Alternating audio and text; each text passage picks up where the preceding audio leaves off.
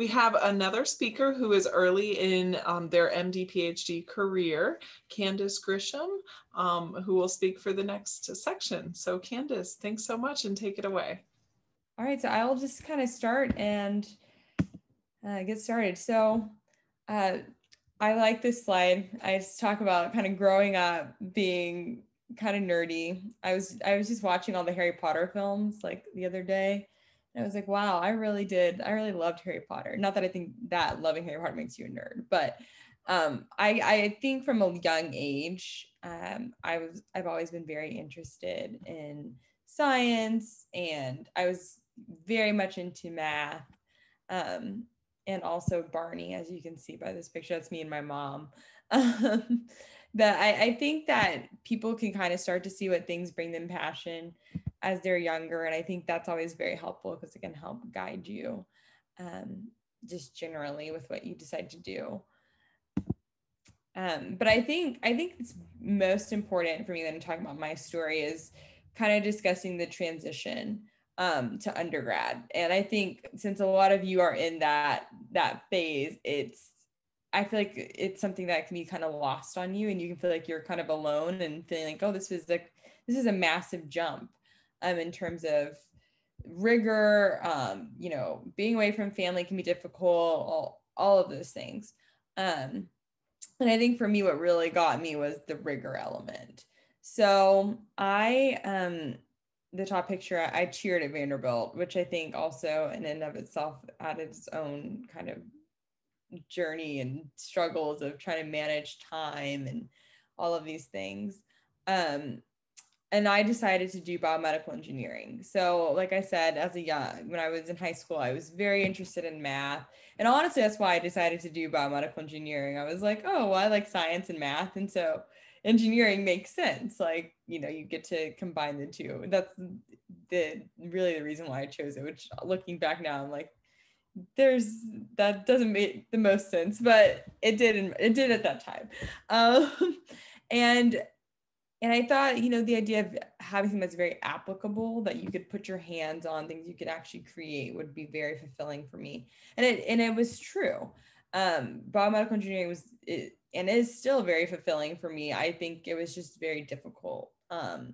It can be a huge jump, especially if you didn't have a very strong physics background, which I didn't. And I didn't feel like I was cut out for engineering. I didn't feel like I was cut out for medicine at that point, because my GPA was not reflective of someone who I thought would be a good medical candidate, like medical school candidate. And I was really questioning myself. And I think the one thing that kind of brought me out of that rut was honestly doing research. My first research project was in a clinical lab, and I realized I did not love clinical research. I thought I didn't at that point. I think in undergrad too, sometimes if you aren't specifically seeing how it impacts those patients, having specific clinical diseases or just general clinical problems, you kind of are like, well, I'm just sitting here reading a bunch of charts all day. Like, it's not really that fun. And so I thought I didn't really like research at first. And then I joined a lab in engineering, and I joined a nanotechnology lab. And that is when I was brought back to life, is how I kind of describe it. I thought it was super exciting, very interesting. It was looking at, cutting edge technologies, and my research, I was specifically working with a postdoc on a device that filtered out bacteria from the blood.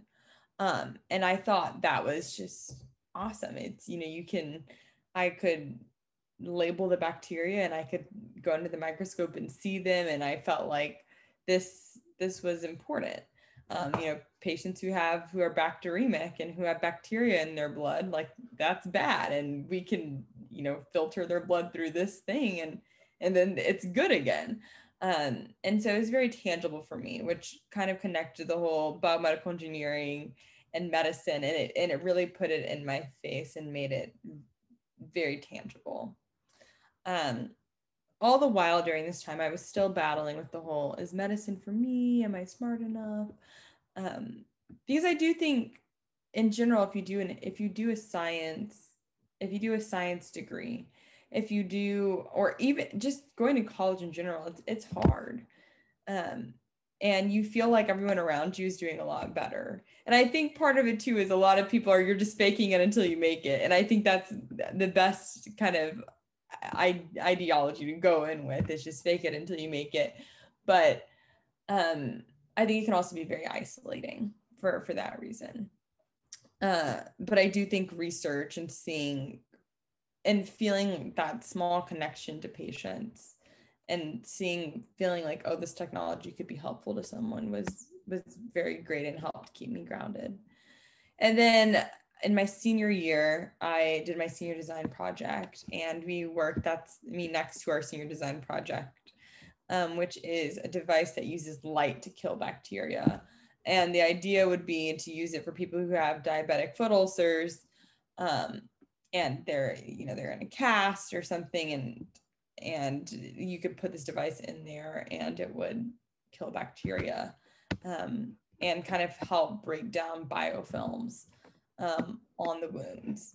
Now, that project taught me many things.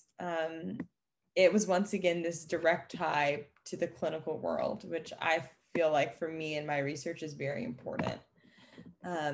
It was also the time I learned that I do not want to do startups. And every engineer, you think, oh, I want to do startups. And then you realize, like, I was going around that summer after my senior year talking to companies and trying to like talk to them, or talking to physicians as well about, what would make this design better for patients and what are the flaws in it. And it was interesting. It was very fun. But I was also like, wow, this is exhausting, and not in an exhausting, like, oh, I feel, I just gave my all to something I really wanted to do and now I'm exhausted. It was like I like the technology, but I think in terms of being a CEO one day of my own company, I'll probably just pass that off and to someone else and, maybe just collect royalties from it or something. But it was a fun experience, and I really enjoyed it for that reason. And I think kind of through all of this, I was always struggling with how do I balance cheer and extracurriculars, and the picture here is with me in my sorority, and I feel like you can feel like you're drawn to something, but it doesn't mean that it doesn't make you tired. You can be drawn to all the extracurriculars, and you can be like, I'm very passionate about creating devices and going to like the innovation center at your institution at Vanderbilt. We have the Wondery, and doing things there. And I can be drawn to, the service organizations on campus and going and talking with high schoolers, but it doesn't mean that it's not draining and exhausting. It doesn't mean that it doesn't take up your time. So I feel like everyone always asks the question of how do you balance extracurriculars? And I feel like one thing I learned, and maybe it'll be helpful, is you have to figure out what are the distractions in your life and either schedule them or cut them out. And so you can be like, okay, the distractions for me are Instagram. And I feel like that is a distraction for many people. And for me, I'm like, Instagram's a distraction sometimes. So when I have big tests coming up, I delete the app and I don't go on there. And I feel like it's little things like that you look at and you're like, you kind of laugh, you're like, haha. But that's the type of stuff that can give you time back in your day. Another thing I realized was I work better in the morning. So I started waking up my junior year of college every morning at like 6 a.m. And it was a huge jump at first. It was very hard, but I do think in general, in the end, you can see a direct, I think it's like an inverse relationship between when I started waking up earlier and my grades starting to go up. So I think you have to kind of be honest with yourself and see like, where does your schedule, where can you pull more time out for yourself, and where can you reinvigorate yourself? And if that means cutting certain things out, then that's probably what's best. And then I think the other thing I get asked a lot about is just like how to find research. I kind of heard Yasmin talking about, so I won't harp on it too much, but I think stalking is your best friend, finding people online and just, you know, messaging them. I won't harp on it too much because I heard Yasmin kind of already talk about it. But I think the other thing too is I kind of touched on earlier is I changed my mind about research. I thought I wanted to do a project. I thought I wanted to do this clinical project. And then I decided I learned that that wasn't what I was passionate about. I wasn't excited to go to that job every day and do that research. And so I changed my mind. And I think your interests can change and they probably will change over time. And don't feel like you have to be stuck in what you're doing, because you are an undergrad, and if your mind isn't changing, you're probably doing something wrong anyways. And so I think you need to just embrace that and be willing to make a change. And no one's gonna be mad if you're like, I don't want to do this lab research anymore. It's not really what I'm passionate about.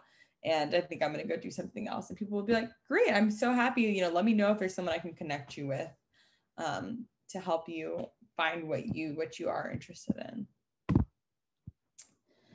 in. This slide I made, I actually gave this presentation a while ago too, but this slide, this is when Bitcoin was like really, really expensive. I mean, it's still really expensive, but it had just went up because Elon Musk had just tweeted about it. And so the other thing I didn't realize going into medical school was how expensive the MCAT and medical school and Bitcoin at the time wasn't that expensive, but then like my junior year like skyrocketed. How much they would all be. And so I think budgeting was a huge thing for me towards the end of college. And that's something I like to kind of warn people about now too, in terms of I had to kind of reassess how I spent my money over time, because it was very difficult to, you know, afford all these applications for med school and the MCAT and all of those things. And so after undergrad, I took the MCAT. I applied to med school, but I was also getting my master's after my MCAT. I got my master's in medical sciences. And I did that because I didn't think my GPA was strong enough to apply to medical school at that moment. It was a good amount of money. If you look up special master's programs for medical school, they are not cheap. But I was thinking of it from an investment standpoint of I wanted to make sure that when I applied to med school, I gave myself the best chance I had. And I think obviously I'm here, I'm now at Vanderbilt in med school. And I think it was the right move. I will also just add this in here. A lot of people ask, oh, when you start studying for the MCAT, don't study right now, you know, take the time for yourself, learn, focus on your courses, and then, you know, reevaluate that in a couple months before you take the MCAT, but don't stress about it right now. I always add that in because I feel like I always get asked questions about, oh, when did you start studying for the MCAT? Did you start studying your junior year of high school, or, you know, and it's like, no, just, you know, take your time. And so I did my master's. I have decided to apply to MD-PhDs kind of my senior year of college. I didn't know much about MD-PhDs before then, but as I kind of harped on before, I started to see my love of both science and engineering and medicine, and I needed that overlap, I think, to feel very to really notice and express my passion in science. And so I decided to pursue an MD PhD. And it was, I feel like anytime, especially when, you know, we're in our 20s and you look at these things and you're like, oh, 7 years, like that sounds like a long time. And I mean, I'm not going to say it's a short time, it's not. But I think when I realized that my passion and what would actually make me happy in life was merging all of these elements, including science and engineering and medicine, and seeing the patients and fixing the problems that I see in, you know, whatever atmosphere I'm working in clinically, when I realized that's what I needed, then it was clear that MD PhD was the right route for me. And I think along the way, I've kind of just come to be like, okay with the fact that it's going to be 7 years, and also honestly very excited, because I think when you're an undergrad, you don't focus a lot on your life quality, because you're with your friends. The college environment in general is just, I feel like it's collegial, it's supportive in that regard. And in med school, it can be more isolating depending on the institution. At Vanderbilt, I feel like it is very collegial still. But I started to see the importance of life a little bit more, the importance of going and seeing your family, and the importance of kind of just going and experiencing life. You spend so much time studying in undergrad, and you hunker down in the books, and you have your extracurriculars, but you aren't truly, to some degree, like an adult yet. And when you hit graduate school, you start to feel more like an adult, because you start to see, oh, you have significant others, people have children in their MD PhD, and you start to assess for those things. And I think that was important for me in my selection of going to Vanderbilt for MD PhD, because I do feel like they put a premium on making sure you had a good work-life balance. Another reason I chose Vanderbilt, and specifically I think it was great for MD PhD, was I loved the physician scientists here. I felt like they had a big impact in the medical world, and they were able to really merge their interest with what they see in their patients, and then how they translate that into their science, and then translate it back into the clinic. So I have decided to join Marjan Rafat's lab at Vanderbilt, and she's in the chemical engineering department, but also has appointments in the biomedical engineering department, which I'm doing my PhD in biomedical engineering. And I liked her lab because it was broad, in that she studied multiple types of cancers, and she was looking specifically at how radiation affects tumor recurrence.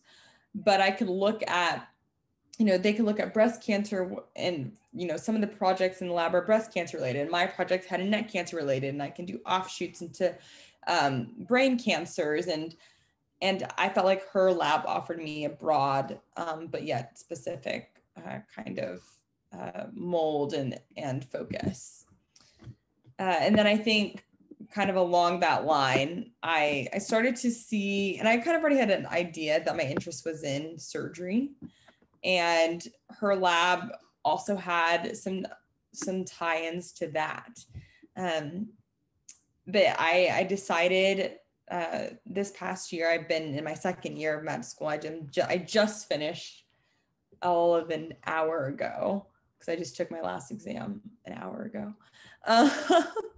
And I've decided I'm going to go into surgery. And I think that kind of fits honestly with my entire life story. I was a cheerleader, as you guys saw in the other picture. I did engineering. I like doing things. I like being manually engaged with things. I like doing things with my hands. And I like the procedural elements. And so it fit very, very well into kind of my previous life story. And then it was confirmed this past year when I did my clinical year. And if you don't know one thing, if you don't know anything, just know that surgery is also long in training. And really everything in medicine is long in training, depending on what you do. But surgery can be very long. It's, I'm looking at another 7 years after I finish up these 7 of MD PhD. But it all goes back to that idea of I feel like I found my passion and what I'm interested in. And what I think really gets me up and gets me excited about the day. And this is my MD PhD class, all of us, and then Dean Balzer, who's the Dean of the med school and the CEO of Vanderbilt.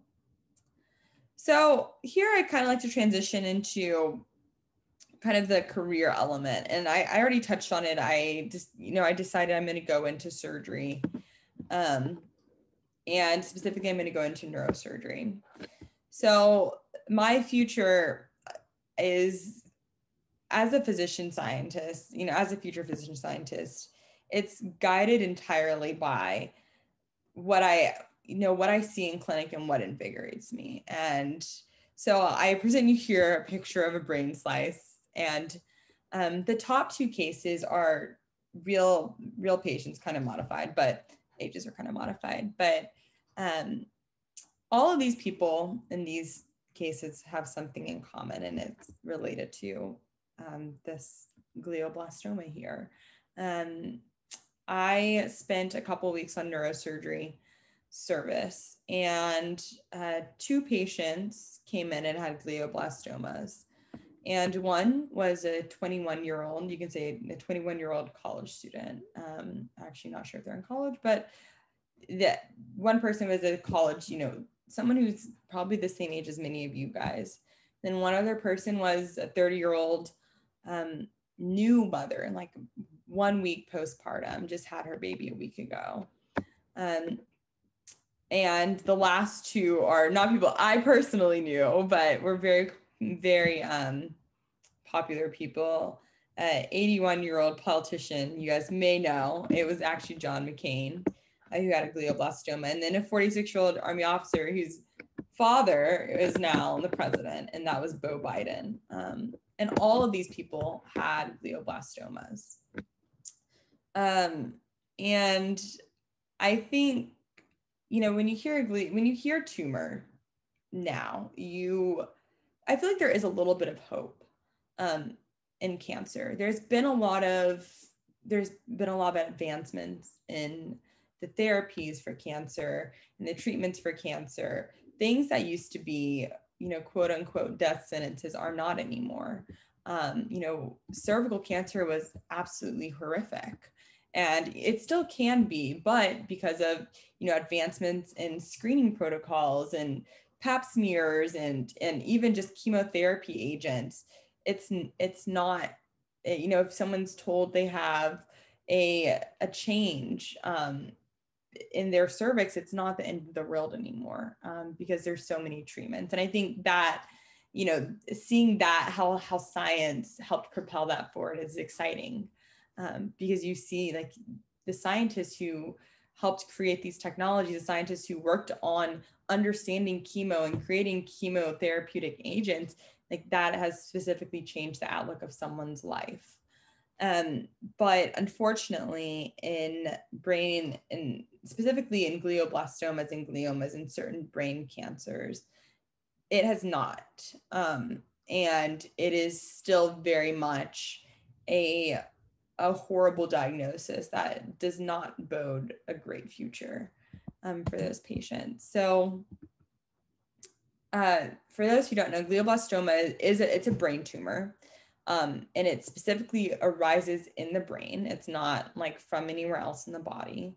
And it happens from the glial cells of the brain. And so they're the supportive cells of the brain. And glioblastomas are interesting because, and this here is an MRI. This is just a scan of the brain.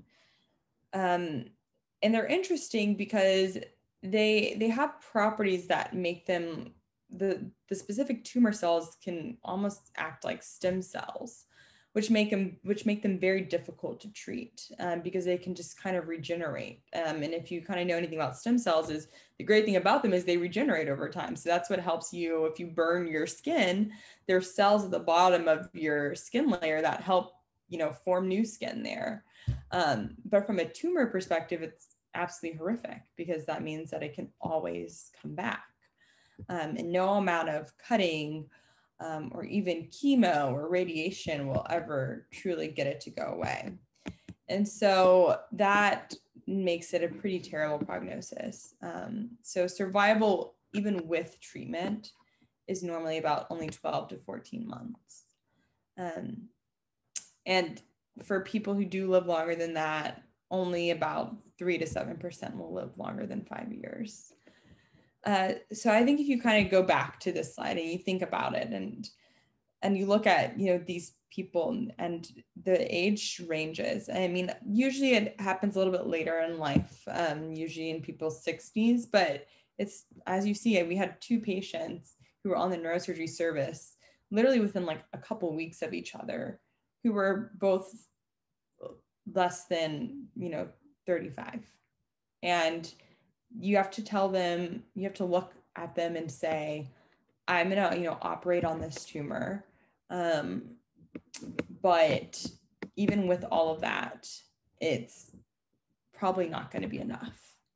And I feel like those are the conversations that are, that it can never get easy for anyone. And it's a conversation that, for me, I feel a little bit, I mean, I haven't had to have these because obviously I'm just the student, but, seeing those and kind of being a part of people in those moments, it makes it a little bit easier to handle when you know that you're working behind the scenes to make sure that you don't have to have that conversation again.